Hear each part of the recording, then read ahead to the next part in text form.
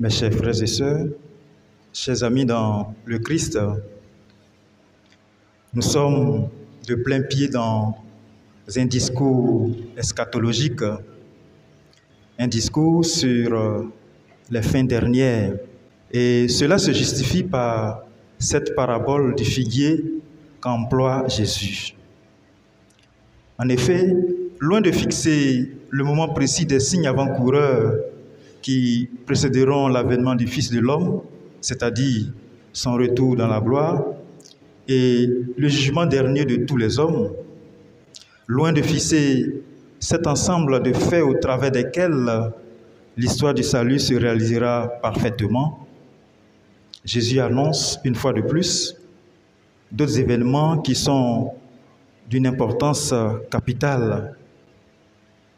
Qu'est-ce que cela pourrait insinuer?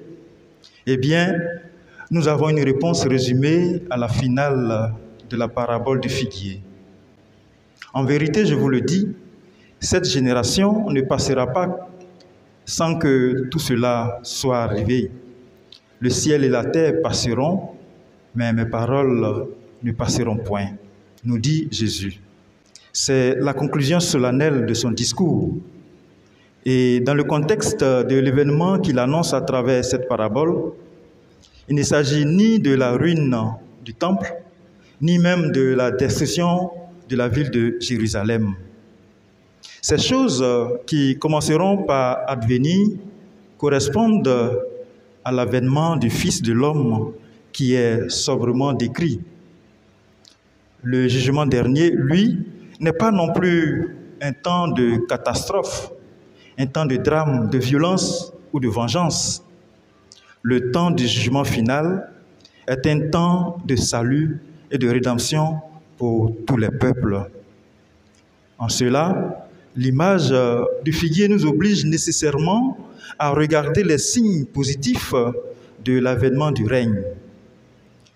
Dès qu'il bourgeonne, vous comprenez de vous-même en les regardant que désormais l'été est proche. Tout comme à ses disciples, le Christ veut ici, en tant qu'homme de foi, nous rassurer que nous ne serons pas pris au dépourvu quand adviendra cet événement. Tout son discours, et particulièrement cette parabole qu'il emploie, ne renvoie pas seulement à des lendemains salutaires, mais aussi à un aujourd'hui. En vérité, je vous le dis, cette génération ne passera pas que tout ne soit arrivé. La génération dont il parle, en effet, est celle qui s'oppose naturellement à la génération des justes et des cœurs droits. Elle ne passera pas avant que toute chose n'arrive.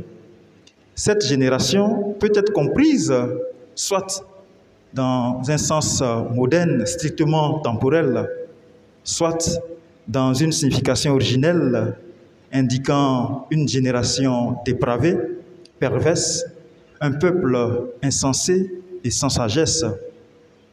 L'auteur du livre sacré du Deutéronome le témoignait déjà en son temps. Ils se sont corrompus, eux qui avaient engendré sans tard, génération fourbe, tortueuse, peuple insensé, dénué de sagesse. N'est-ce pas lui ton Père qui t'a créé, lui qui t'a fait et par qui tu subsistes? Le Seigneur tenait à rappeler à son peuple, tout comme à nous aujourd'hui, de se rappeler des jours d'autrefois, quand il donnait aux nations leur part d'héritage, quand il fixait les limites pour chaque peuple dans son agissement. Malheureusement, le constat s'impose encore aujourd'hui. Après plus de 2000 ans après Jésus-Christ, rien ne semble avoir véritablement changé. Le mal et la violence sont toujours là, présents dans le monde, présents dans nos cités et au cœur même de nos vies. Le désespoir, la haine, la vengeance et la souffrance font partie de notre quotidien. Et pourtant, il y a une croissance, dit-on, de la conscience de la dignité de chaque personne. On dit même qu'il y a la solidarité qui règne entre les hommes. Mais À cause justement du lent mûrissement, tout arrivera avant que la génération dont parle Jésus ne passe. La belle preuve, le Christ Jésus est mort et ressuscité, et notre salut est accompli en lui. Les portes de l'enfer ont été brisées et celles du royaume se sont ouvertes. C'est en lui et par lui seul qu'il n'y a plus d'enchaînement inéluctable du mal et de la souffrance pour ceux-là même qui croient en lui. Le ciel et la terre passent et chaque jour nous rapproche davantage de son avènement, de son retour glorieux. Oui, ce qui advient, cet avènement du Fils de l'homme et la délivrance sont déjà à l'œuvre avec le Christ, sa passion et la promesse de sa présence au milieu des épreuves.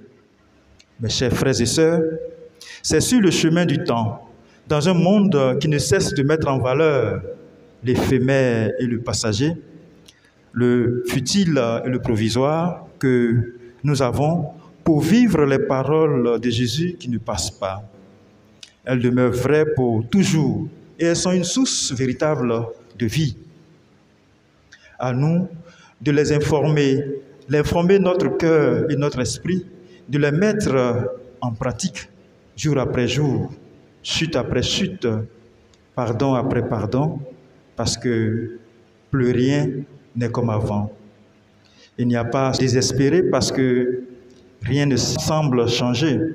Tout semble passer, mais au contraire, avec la parole de Jésus qui ne passe pas, vivante en nos cœurs, chacun de nous peut se rapprocher de la vie en la Sainte Trinité. Et alors, tout changera parce que le royaume de Dieu se rapproche pour tous les hommes. Le Seigneur soit avec vous.